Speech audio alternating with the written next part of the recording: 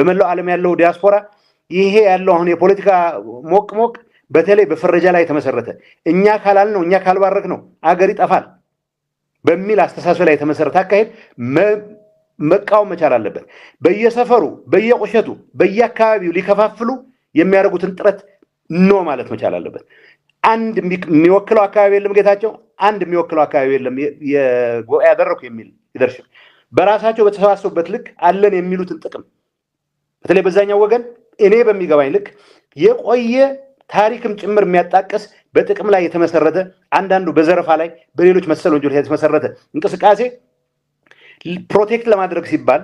ህዝብንም ቢሆን በአካባቢ ከመከፋፈል ወደ ኋላ የሚመለስ አድሃሪ አስተሳሰብ በስፋት የሚያንጸባርቅ ኃይል ስለሆነ ይህን አድሃሪ አስተሳሰብ ከጌታቸው መጣ ከማንም ይምጣ ተቃውሞ በአንድነት መንፈስ ከተንቀሳቀሰ